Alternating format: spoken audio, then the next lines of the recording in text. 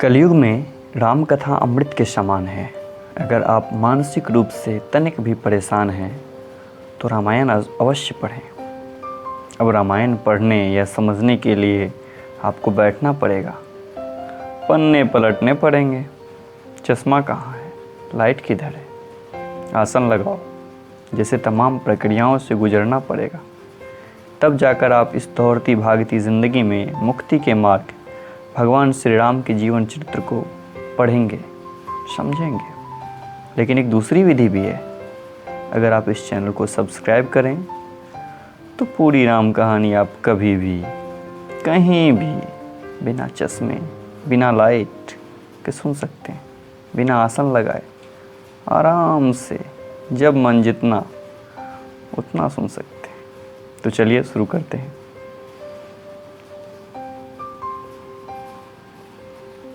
महादेव बाबा विश्वनाथ की जय, माँ पार्वती की जय, सीता रामचंद्र की जय, पवन सुत हनुमान जी की जय।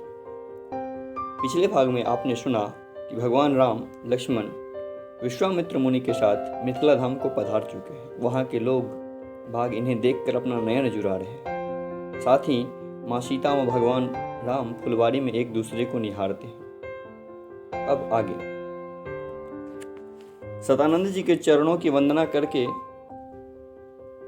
श्री रामचंद्र जी गुरु जी के पास जा बैठे। तब मुनि ने कहा, हे तात चलो, जानकी जी, जनक जी ने बुलावा भेजा है। चलकर सीता जी के स्वयंवर को देखना चाहिए। देखें ईश्वर किसको बड़ाई देते हैं। लक्ष्मण जी ने कहा, हे नाथ, जिस पर आपकी कृपा होगी वही बड़ाई का पात्र होगा। इस श्रेष्ठ वाणी को सुनकर सब मुनि प्रसन्न हुए। सभी ने सुख मानकर आशीर्वाद दिया। फिर मुनियों के समूह सहित कृपालु श्री रामचंद्र जी धनुष यज्ञशाला देखने चले। दोनों भाई रंगभूमि में आए हैं, ऐसी खबर जब सब नगरवासियों को मिली तब बालक, जवान, बूढ़े, स्त्री, पुरुष सभी घर और कामकाज को भुलाकर चल दिए। जब जनक जी ने देखा कि बड़ी भीड़ हो गई है तब उन्होंने सब विश्वास पात्र सेवकों को बुलवा लिया और कहा, तुम लोग तुरंत सब लोगों के पास जाओ और सब किसी को यथा योग्य आसन दो। उन सेवकों ने कोमल और नम्र वचन कहकर उत्तम, मध्यम, नीच और लघु सभी श्रेणी के स्त्री पुरुषों को अपने अपने योग्य स्थान पर बिठाया। उसी समय राजकुमार राम लक्ष्मण जी वहां आए। वे ऐसे सुंदर हैं मानो साक्षात मनोहरता ही उनके शरीर पर छा रही हो। सुंदर, सांवला और गोरा उनका शरीर है। वे गुणों के समुद्र, चतुर और उत्तम वीर हैं। वे राजाओं के समाज में ऐसे सुशोभित हो रहे हैं मानो तारागणों के बीच दो पूर्ण चंद्रमा हो। जिनकी जैसी भावना थी प्रभु की मूर्ति उन्होंने वैसी ही देखी। महान रणधीर राजा लोग श्री रामचंद्र जी के रूप को ऐसा देख रहे हैं मानो स्वयं वीर रस के शरीर धारण किए हुए। कुटिल राजा प्रभु को देखकर डर गए, मानो बड़ी भयानक मूर्ति हो। छल से जो राक्षस वहां राजाओं के वेश में बैठे थे उन्होंने प्रभु को प्रत्यक्ष काल के समान देखा। नगर निवासियों ने दोनों भाइयों के मनुष्यों के भूषण रूप और नेत्रों को सुख देने वाले के रूप में देखा। स्त्रियां हृदय में हर्षित होकर अपनी अपनी रुचि के अनुसार उन्हें देख रही थी, मानो श्रृंगार रस ही परम अनुपम मूर्ति रूप धारण के सुशोभित हो रहा है। विद्वानों को प्रभु विराट रूप में दिखाई दिए, जिन्हें बहुत से मुंह, हाथ, पैर, नेत्र और सिर हैं। जनक जी स्वजातीय कुटुंबी प्रभु को किस तरह देख रहे हैं जैसे सगे सजन प्रिय लगते हैं। जनक समेत रानियां उन्हें अपने बच्चों के समान देख रही थी। उनकी प्रीति का वर्णन नहीं किया जा सकता। योगियों को वे शांत, शुद्ध, सम और स्वतः प्रकाश परम तत्व के रूप में दिखे। हरि भक्तों ने दोनों भाइयों को सब सुखों को देने वाले इष्ट देव के समान देखा। सीता जी जिस भाव से श्री रामचंद्र जी को देख रही हैं वह स्नेह और सुख तो कहने में ही नहीं आता। उसको हृदय में अनुभव कर रही हैं और वे भी उसे कह नहीं सकती। फिर कोई कवि उसे किस प्रकार कह सकता है। इस प्रकार जिसका जैसा भाव था उसने कौशलाधीश श्री रामचंद्र जी को वैसा ही देखा। सुंदर, सांवले और गोरे शरीर वाले तथा विश्व भर के नेत्रों को चुराने वाले कौशलाधीश कुमार राज समाज में दोनों मूर्तियां स्वभाव से ही मन को हरने वाली है। करोड़ों कामदेव की उपमा भी उनके लिए तुच्छ है। उनके सुंदर मुख, शरद की चंद्रमा भी निंदा करने वाले और कमल के समान नेत्र मन को बहुत भार है। सुंदर चितवन कामदेव के भी मन को हरने वाले हैं। वह हृदय को बहुत ही प्यारी लगती है, पर उनका वर्णन नहीं किया जा सकता। सुंदर गाल और कानों में चंचल कुंडल हैं, ठोड़ी और अधर सुंदर हैं, कोमल वाणी है, हंसी चंद्रमा की किरणों का तिरस्कार करने वाली है, भौहें टेढ़ी और नासिका मनोहर है, चौड़े ललाट पर तिलक झलक रहे हैं, बालों को देखकर भौरों की पंक्तियां भी लजा रही, पीली चकौनी टोपियां सिरों पर सुशोभित हैं, जिनके बीच बीच में फूलों की कलियां बनाई गई है, शंख के समान सुंदर गले में मनोहर 3 रेखाएं हैं, जो मानो 3 लोकों की सुंदरता की सीमा है। हृदयों पर गजमुक्ताओं के सुंदर कंठे और तुलसी की मालाएं सुशोभित है। उनके कंधे बैलों के कंधे की तरह ऊंचे और पुष्ट हैं। एर खड़े होने की शान सिंह की है और भुजाएं विशाल और बल की भंडार है। कमर में तरकस और पीतांबर बांधे हैं। दोनों हाथों में बाण और दाहिने हाथों में बाण और बाएं सुंदर कंधे पर धनुष पीले यज्ञोपवीत सुशोभित है। नख से लेकर शिखा तक सब अंग सुंदर हैं। उन पर महान शोभा छाई हुई है। उन्हें देखकर सब लोग सुखी हुए। नेत्र एक टक हैं और तारे भी नहीं चलते। जनक जी दोनों भाइयों को देखकर हर्षित हुए। तब उन्होंने जाकर मुनि के चरण कमलों को पकड़ लिए, विनती करके अपनी कथा सुनाई और मुनि को सारी रंगभूमि यज्ञशाला दिखाई। दोनों श्रेष्ठ राजकुमार जहां जहां जाते वहां वहां सब कोई आश्चर्यचकित हो देखने लगते। सबने राम जी को अपनी अपनी ओर ही मुख करके हुए देखा, परंतु इसका कुछ भी विशेष रहस्य कोई नहीं जान सका। मुनि ने राजा से कहा, रंगभूमि की रचना बड़ी सुंदर है। विश्वामित्र जैसे निष्प्रिय विरक्त और ज्ञानी मुनि से रचना की प्रशंसा सुनकर राजा प्रसन्न हुए। उन्हें बड़ा सुख मिला। सब मंचों से एक मंच अधिक सुंदर, उज्जवल और विशाल था। राजा ने मुनि सहित दोनों भाइयों को उस पर बिठाया। प्रभु को देखकर सब राजा हृदय में ही ऐसे हार गए जैसे पूर्ण चंद्रमा के उदय होने पर तारे प्रकाशहीन हो जाते। सबके मन में ऐसा विश्वास हो गया कि श्री रामचंद्र जी ही धनुष को तोड़ेंगे, इसमें संदेह नहीं है। इधर उनके स्वरूप देखकर सबके मन में यह निश्चय हो गया कि शिव जी के विशाल धनुष को जो संभव है न टूट सके, बिना तोड़े ही सीता जी श्री रामचंद्र जी के गले में जयमाला डाल देंगी, अर्थात दोनों तरह से ही हमारी हार होगी और विजय श्री रामचंद्र जी के हाथ रहेगी। यो सोचकर वे कहने लगे, हे भाई, ऐसा विचार कर यश प्रताप बल और तेज गवाकर अपने घरों को चलो। दूसरे राजा और अविवेक से अंधे हो रहे हैं और अभिमानी थे। यह बात सुनकर बहुत हंसे। उन्होंने कहा, धनुष तोड़ने पर भी विवाह होना कठिन है, अर्थात सहज में ही हम जानकी को हाथ से जाने तो नहीं देंगे। फिर बिना तोड़े तो राजकुमारी को ब्याह कौन सकता है। काल ही क्यों ना हो, एक बार तो सीता के लिए हम भी युद्ध जीत लेंगे। वह घमंड की बात सुनकर दूसरे राजा और धर्मात्मा हरिभक्त और सयाने थे मुस्कुराए। उन्होंने कहा, राजाओं को गर्व दूर करके जो धनुष किसी से न टूट सकेगा उसे तोड़कर श्री रामचंद्र जी सीता को ब्याहेंगे। रही युद्ध की बात, महाराज दशरथ के रण में बाके पुत्रों के युद्ध तो जीत ही कौन सकता है। गाल बजाकर व्यर्थ ही मत मरो। मन के लड्डुओं से भी कभी भूख बुझती है।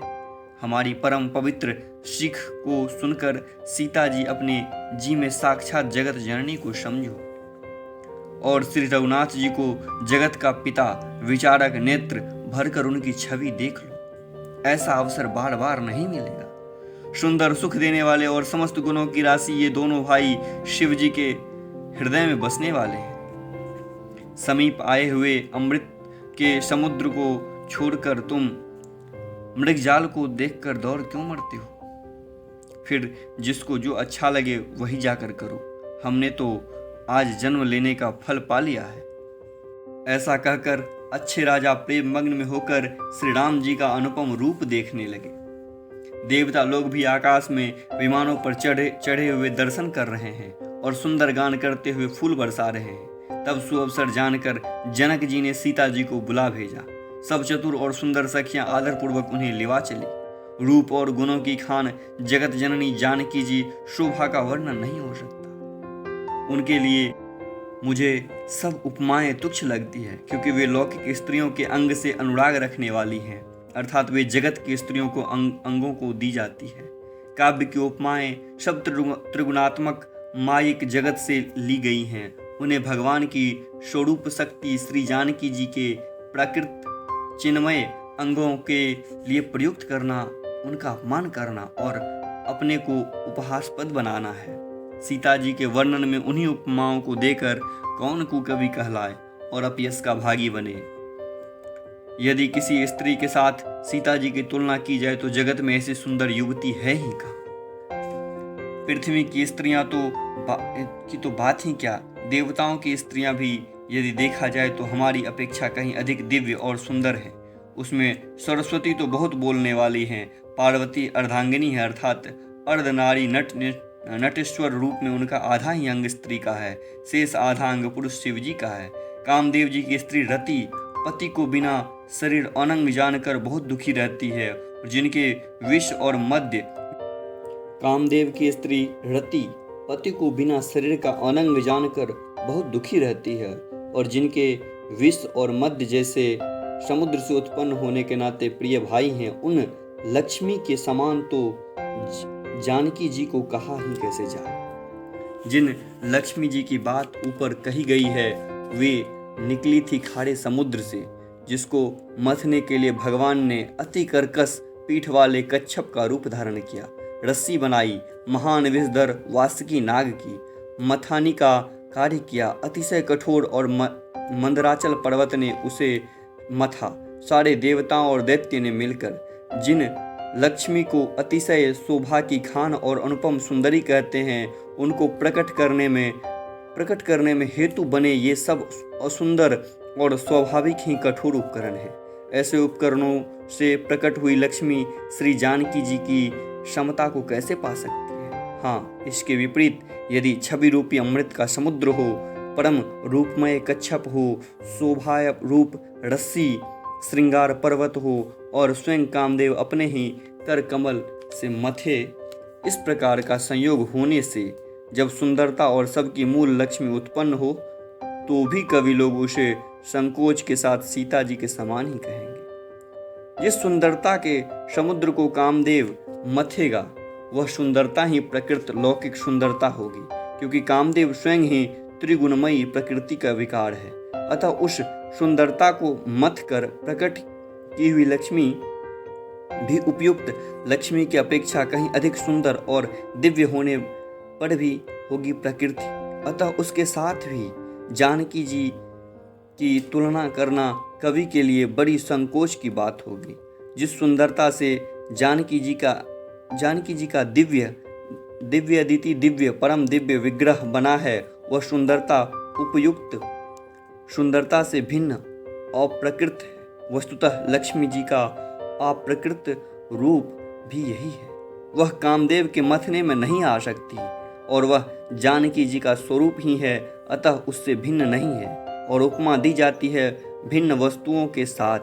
इसके अतिरिक्त जानकी जी प्रकट हुई हैं स्वयं अपनी महिमा से। उन्हें प्रकट करने के लिए किसी भिन्न उपकरणों की उपेक्षा नहीं है, अर्थात शक्तिमान से अभिन्न अद्वैत तत्व हैं, अतएव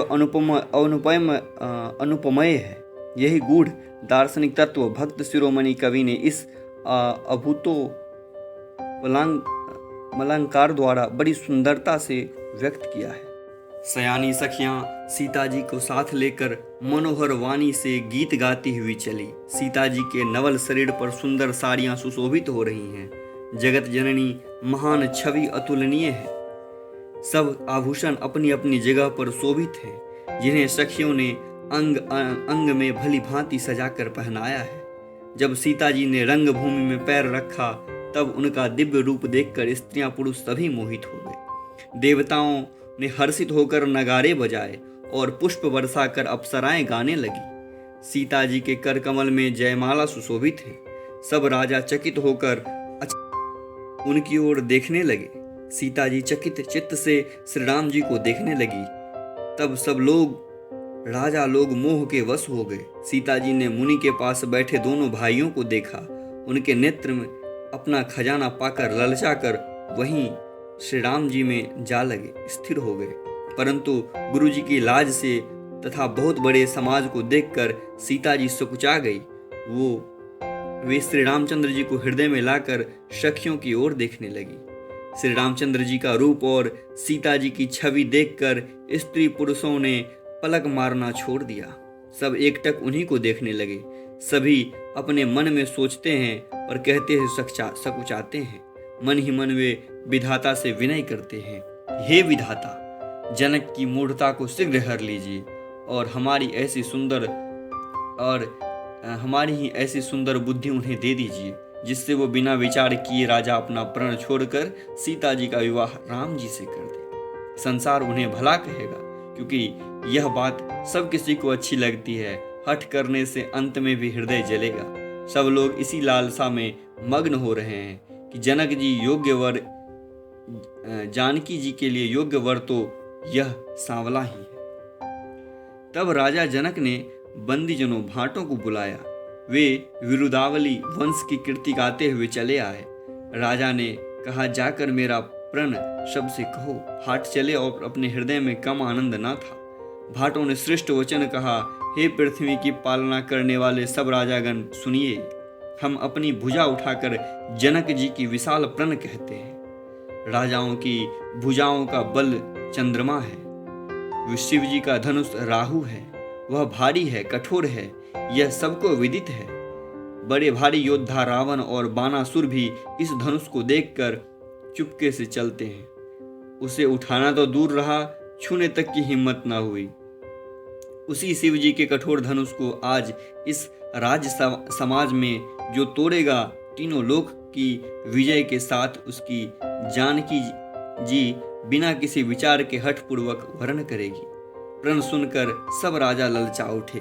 जो वीरता के अभिमानी थे, जो मन में बहुत ही तमतमाए, कमर कसकर अकुलाकर उठे और अपने इष्ट देव को सिर नवाकर चले।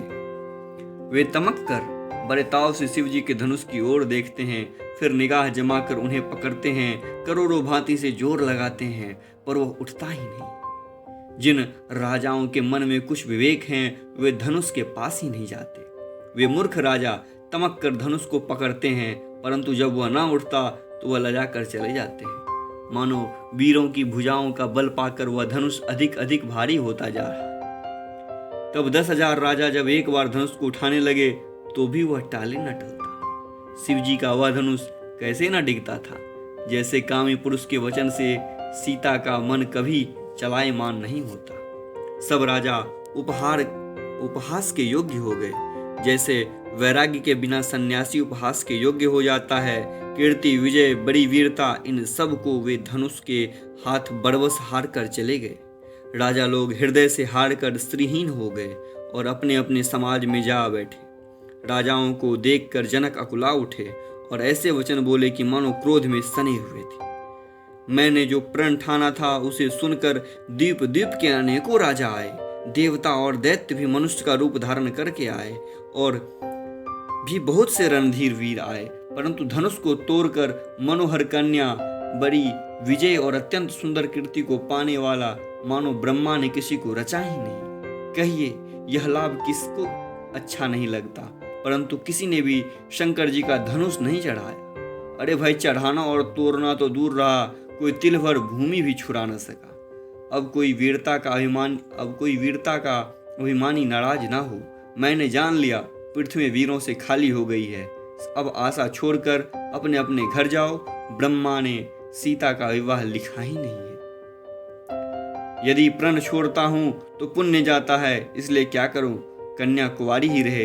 यदि मैं जानता कि पृथ्वी वीरों से शून्य है तो यह प्रण करके उपहास का पात्र ना बनता। जनक के वचन सुनकर सभी स्त्री पुरुष जानकी जी की ओर देखकर दुखी हुए, परंतु लक्ष्मण जी तमतमा उठे। उनकी भौहें टेढ़ी हो गई, ओठ फड़फड़ाने लगे और नेत्र क्रोध से लाल हो गए। श्री रघुवीर जी के डर से कुछ कह तो सकते नहीं, पर जनक के वचन उन्हें बाण से लगे। जब न रह सके तब श्री रामचंद्र जी के चरण कमलों में सिर नवाकर वे यथार्थ वचन बोले। रघुवंशियों में कोई भी जहां जाता है, जहां होता है, उस समाज में ऐसे वचन नहीं कहता जैसे अनुचित वचन रघुकुल शिरोमणि श्री रामचंद्र जी के उपस्थित जानते हुए भी जनक जी कहे हैं।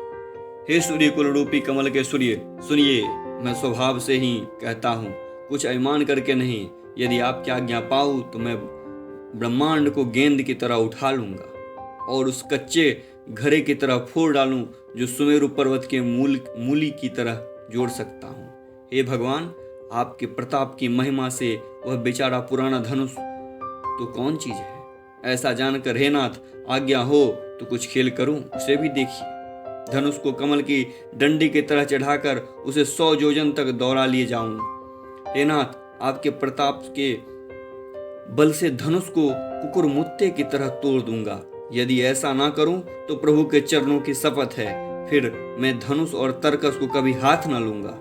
ज्यों ही लक्ष्मण जी क्रोध भरे वचन बोले, पृथ्वी डगमगा उठी और दिशाओं के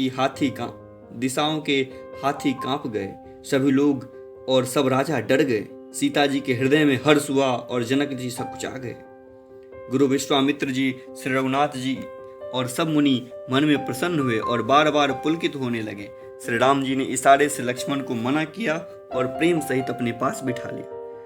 विश्वामित्र जी शुभ समय जानकर अत्यंत प्रेम भरी वाणी से बोले, हे राम, उठो, शिव जी का धनुष तोड़ो और हे तात, जनक का संताप मिटाओ। गुरु के वचन सुनकर श्री राम जी चरणों में सिर नवाया। उनके मन में न हर्ष हुआ न विषाद। वे अपनी एरी खड़ी होने की शान में जवान सिंह को भी लजाते हुए सहज स्वभाव से उठ खड़े हुए। मुंज रूपी उदयाचल पर श्री रघुनाथ जी रूपी बाल सूर्य के उदय होते ही सब संत रूपी कमल खिल उठे और नेत्र रूपी भौरे हर्षित हो गए। राजाओं की आशा रूपी रात्रि नष्ट हो गई। उनके वचन रूपी तारों का समूह चमकना बंद हो गया। वे मौन हो गए। अभिमानी राजा रूपी कुमुद संकुचित हो गया और कपटी राजा रूपी उल्लू छिप गए। मुनि और देवताओं रूपी चकवे शोक रहित हो गए। वे फूल बरसाकर अपनी सेवा प्रकट कर रहे हैं। प्रेम सहित गुरु के चरणों की वंदना करके श्री रामचंद्र जी मुनियों से आज्ञा मांगी। समस्त जगत के स्वामी श्री रामचंद्र जी सुंदर मत वाले श्रेष्ठ हाथी के सी चाल से स्वाभाविक ही चले। श्री रामचंद्र जी के चलते ही नगर भर के सब स्त्री पुरुष सुखी हो गए और उनके शरीर में रोमांच से भर गया। उन्होंने पितर और देवताओं की वंदना करके अपने पुण्यों का स्मरण किया।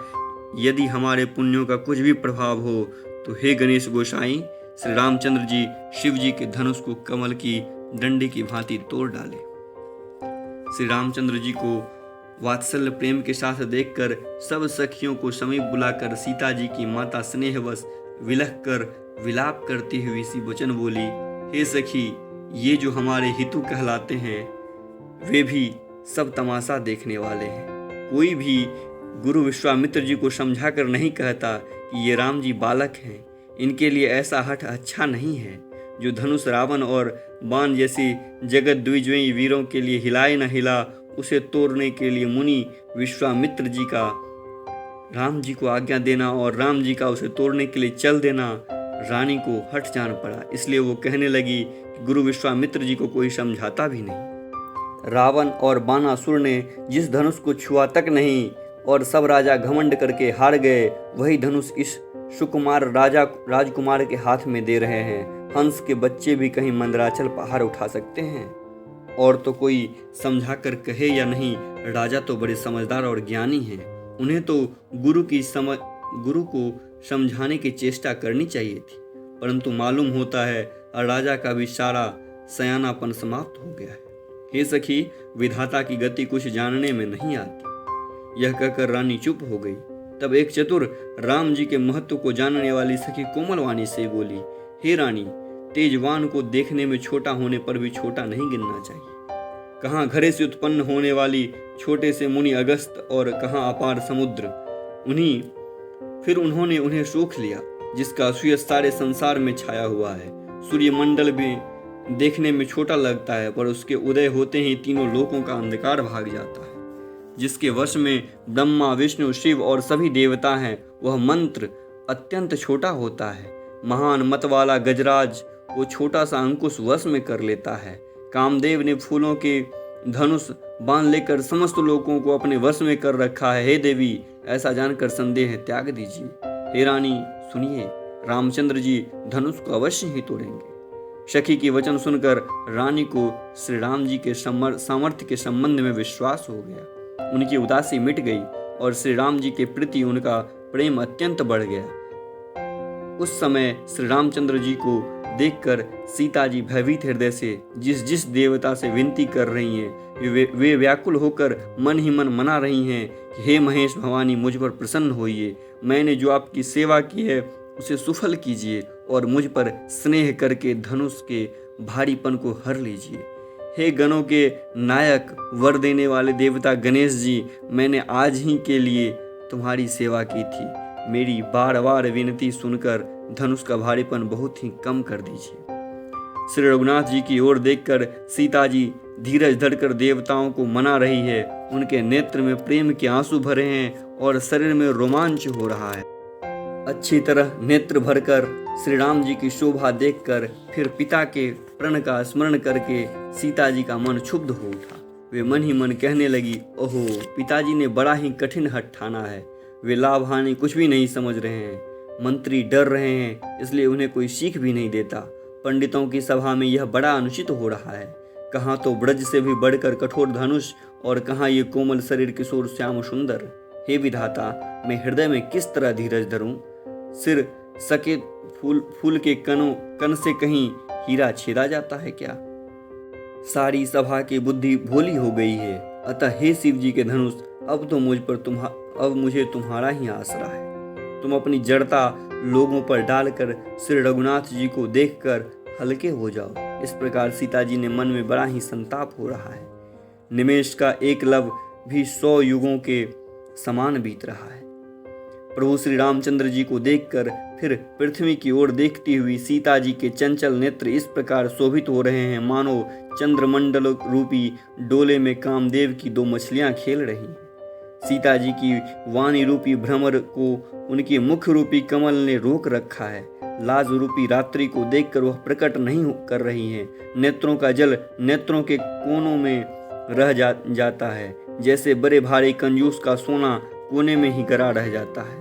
अपनी बढ़ी हुई व्याकुलता जानकर सीता जी सकुचा गई और धीरज धरकर हृदय में विश्वास ले आई कि यदि तन मन और वचन से मेरा प्रण सच्चा है तो श्री रघुनाथ जी के चरण कमलों में मेरा चित्त वास्तव में अनुरक्त है। तो सबके हृदय में निवास करने वाले भगवान मुझे रघु श्रेष्ठ श्री रामचंद्र जी की दासी अवश्य बनाएंगे। जिसका जिस पर सच्चा स्नेह होता है वह उसे मिलता ही है, इसमें कुछ भी संदेह नहीं है। प्रभु की ओर देखकर सीता जी ने शरीर के द्वारा प्रेम ठान लिया, अर्थात वह निश्चय कर लिया कि शरीर इन्हीं का होकर रहेगा और रहेगा ही नहीं। कृपा निधान श्री रामचंद्र जी सब जान गए। उन्होंने सीता जी को देखकर धनुष की ओर कैसे ताका जैसे गरुड़ जी छोटे से सांप की ओर देखते हैं। इधर जब लक्ष्मण जी ने देखा कि श्री रघुकुल मणि श्री रामचंद्र जी ने शिव जी के धनुष की ओर ताका तो वे शरीर से पुलकित हो ब्रह्मांड को चरणों से दबाकर निम्नलिखित वचन बोले, हे दिग्गजों, हे कच्छप, हे शेष, हे वराह, धीरज धरकर पृथ्वी को थामे रहो जिसमें यह हिलने न पावे। श्री रामचंद्र जी शिव जी के धनुष को तोड़ना चाहते हैं। मेरी आज्ञा शब्द सुनकर सावधान हो जाओ। श्री रामचंद्र जी जब धनुष के समीप आए तब सब स्त्री पुरुषों ने देवताओं और पुण्यों को मनाया। सब संदेह और अज्ञान नीच राजाओं का अभिमान, परशुराम जी के गर्भ की गुरता, देवता और श्रेष्ठ मुनियों की कातरता, सीता जी की सोच, जनक का पश्चाताप और रानियों का दारुण दुख दवानल, ये सब शिव जी के धनुष रूपी बड़े जहाज को पाकर समाज बनाकर उस पर जा चढ़े। श्री रामचंद्र जी की भुजाओं के बल रूपी अपार समुद्र के पार जाना चाहते हैं, परंतु कोई केवट नहीं है। श्री रामचंद्र जी ने जब लोगों की ओर देखा और उन्हें चित्र में लिखे हुए से देखकर फिर कृपाधाम श्री रामचंद्र जी ने सीता जी की ओर देखा और उन्हें विशेष व्याकुल जाना। उन्होंने जानकी जी को बहुत ही विकल देखा। उनका एक एक क्षण कल्प के समान बीत रहा था।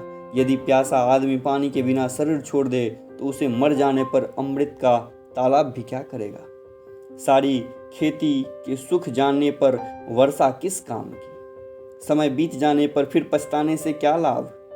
जी में ऐसा समझकर श्री रामचंद्र जी जानकी जी की ओर देखा और उन्हें विशेष प्रेम लखकर वे पुलकित हो गए।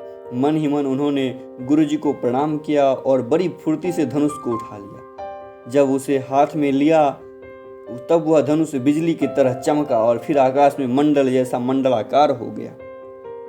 लेते चढ़ाते और जोर से खींचते हुए किसी ने नहीं लखा, अर्थात तीनों काम इतनी फुर्ती से हुए कि धनुष को कब उठाया, कब चढ़ाया और कब खींचा किसी को पता नहीं लगा। सबने श्री राम जी को खड़े देखा। उसी क्षण श्री रामचंद्र जी धनुष को बीच में तोड़ डाला। भयंकर कठोर ध्वनि से लोक भर गया। घोर कठोर शब्द से लोक भर के सूर्य के घोरे मार्ग छोड़कर चलने लगे। दिग्गज चिघारने लगे, धरती डोलने लगी, शेष वराह और कच्छप कलमला उठे। देवता, राक्षस और मुनि कानों पर हाथ रखकर सब व्याकुल होकर विचारने लगे। तुलसीदास जी कहते हैं कि जब श्री रामचंद्र जी ने धनुष को तोड़ डाला तब सब श्री रामचंद्र जी की जय बोलने लगे। शिव जी का धनुष जहाज और श्री रामचंद्र जी की भुजाओं बल समुद्र है। वह सारा समाज डूब गया जो मोहवश पहले ही इस जहाज पर चढ़ा था। प्रभु ने धनुष के दोनों टुकड़े पृथ्वी पर डाल दिए। यह देखकर सब लोग सुखी हुए। विश्वामित्र रूपी पवित्र समुद्र में जिसने प्रेम रूपी समुद्र सुंदर अथाह जल भरा है। राम रूपी पूर्ण चंद्र को देखकर पुलकावली रूपी भारी लहरें बढ़ने लगी। आकाश में बड़े जोर से नगारे बजने लगे और देवांगनाएं गान करके नाचने लगी।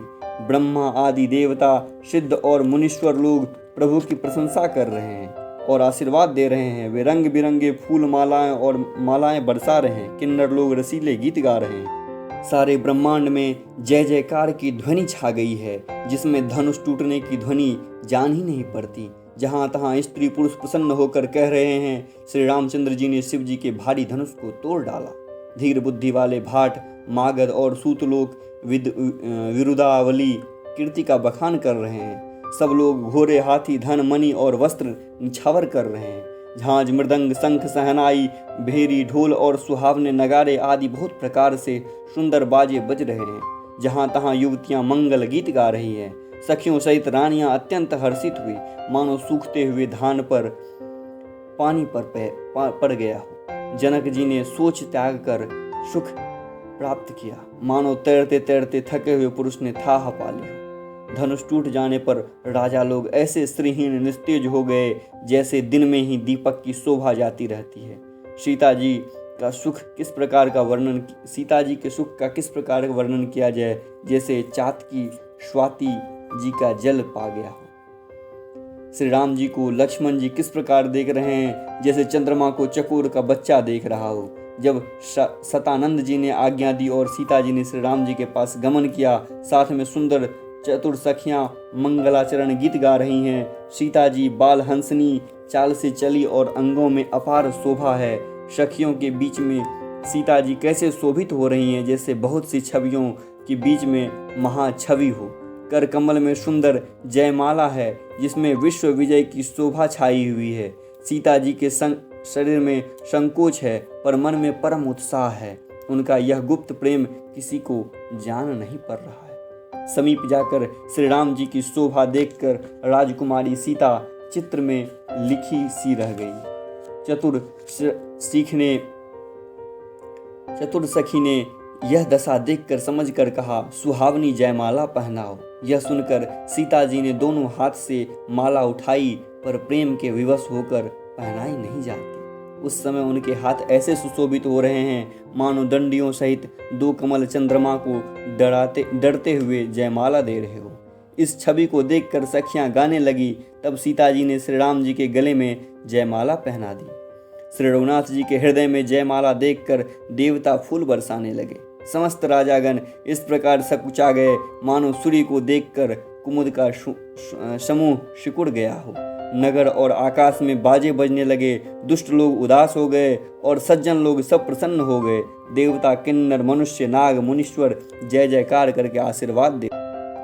देवताओं की स्त्रियां नाचती गाती हैं, बार बार हाथ से पुष्पों की अंजलियां छूट रही हैं, जहां तहां ब्राह्मण वेद ध्वनि कर रहे हैं और भाट लोग विरुदावली कुल कीर्ति का बखान कर रहे हैं। पृथ्वी, पाताल और स्वर्ग तीनों लोक में यश फैल गया है। श्री रामचंद्र जी ने धनुष तोड़ दिया और सीता जी को वरण कर लिया है। नगर के नर नारी आरती कर रहे हैं और अपनी पूंजी को भुलाकर निछावर कर रहे हैं। श्री सीता जी रामचंद्र जी की जोड़ी ऐसी सुशोभित हो रही है मानो सुंदरता और श्रृंगार रस एकत्र हो गए हैं। सखियां कह रही हैं कि हे सीते, स्वामी के चरण छुओ, क्योंकि सीता जी अत्यंत भयभीत हुई उनके चरण नहीं छूती।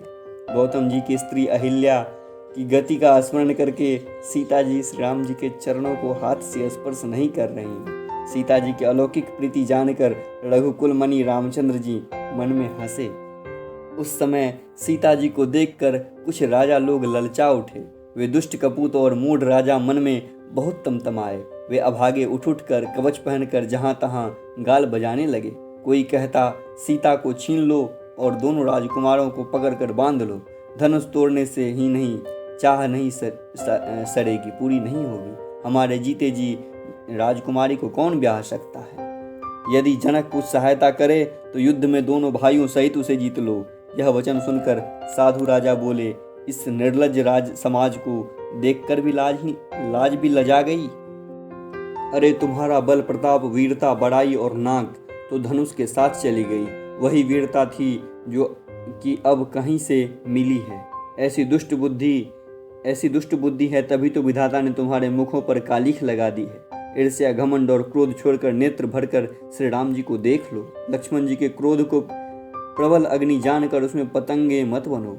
जैसे गरुड़ का भाग्य कौवा चाहे, सिंह का भाग खरगोश चाहे, बिना कारण ही क्रोध करने वाला अपनी कुशल चाहे, शिव जी से विरोध करने वाला सब प्रकार की संपत्ति चाहे, लोभी लालची सुंदर कीर्ति चाहे, कामी मनुष्य निष्कलंकता चाहे, क्या पा सकता है?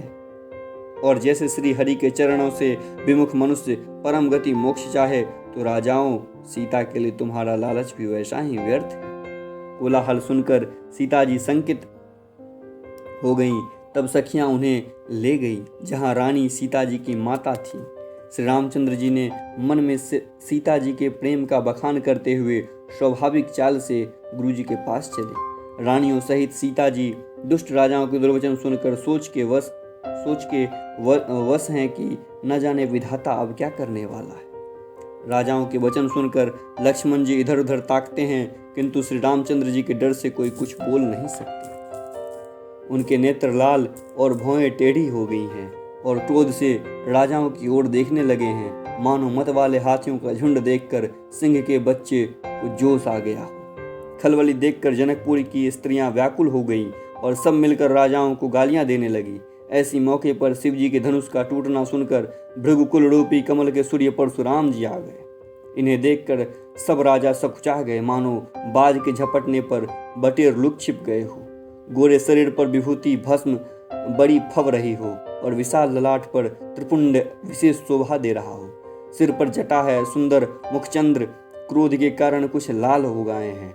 भौहें टेढ़ी और आंखें क्रोध से लाल हैं। सहज ही देखते हैं तो ऐसे जान पड़ता है मानो क्रोध कर रहे हैं। बैल के समान ऊंचे और पुष्ट कंधे हैं, छाती और भुजाएं विशाल हैं। सुंदर यज्ञोपवीत धारण किए, माला पहने और मृग चर्म लिए हैं। कमर में मुनियों का वस्त्र वलकल और 2 तरकस बांधे हैं। हाथ में धनुष बांध और सुंदर कंधे पर फरसा धारण किए हैं।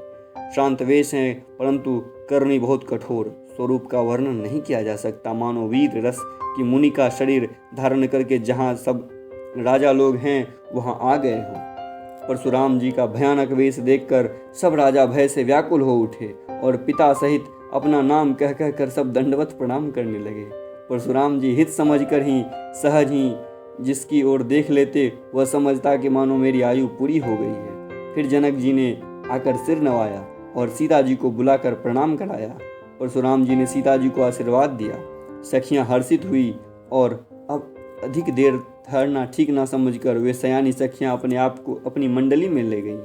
फिर विश्वामित्र जी आकर मिले। उन्होंने दोनों भाइयों को उनके चरण कमलों में गिराया। विश्वामित्र जी ने कहा, ये राम और ये लक्ष्मण राजा दशरथ के पुत्र हैं। उनकी सुंदर जोड़ी देखकर परशुराम जी ने आशीर्वाद दिया। कामदेव भी मद को छुड़ाने वाले श्री रामचंद्र जी के अपार रूप देखकर उनका नेत्र थकित हो रहे हैं।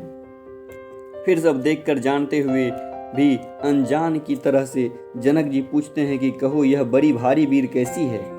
उनके शरीर में क्रोध छा गया, जिस कारण सब राजा आए हैं। राजा जनक ने वे समाचार कह सुनाया। जनक के वचन सुनकर परशुराम जी फिरकर दूसरी ओर देखा तो धनुष के टुकड़े पृथ्वी पर पड़े हुए दिखाई दे रहे। अत्यंत क्रोध में भरकर वे कठोर वचन बोले, रे मूर्ख जनक, बता धनुष किसने तोड़ा? उसे शीघ्र दिखा, नहीं तो अरे मूढ़, आज मैं जहां तक तेरा राज्य है वहां तक की पृथ्वी उलट दूंगा। राजा को अत्यंत डर लगा, जिसके कारण वे उत्तर नहीं देते। यह देखकर कुटिल राजा मन में बड़े प्रसन्न हुए। देवता, मुनि, नाग और नगर के स्त्री पुरुष सभी सोच करने लगे, सबके हृदय में बड़ा भय है। सीता जी की माता मन में पछता रही है कि हाय, विधाता ने अब बनी बनाई बात बिगाड़ दी। परशुराम जी का स्वभाव सुनकर सीता जी को आधा क्षण भी कल्प के समान बीतने लगा। तब श्री राम जी सब लोगों को भयभीत देखकर और सीता जी को डरी हुई जानकर बोले, उनके हृदय में न कुछ हर्ष था न कुछ विषाद। हे नाथ, शिव जी के धनुष को तोड़ने वाला आपका कोई ही दास होगा। क्या आज्ञा है मुझसे, क्यों नहीं कहते? यह सुनकर क्रोधी मुनि रिसाकर बोले, आज के लिए बस इतना ही। मास परायण 9वां विश्राम आ गया है। महादेव बाबा विश्वनाथ की जय, माँ पार्वती की जय, सीता रामचंद्र की जय, पवन सुत हनुमान जी की जय। यदि आपको अच्छा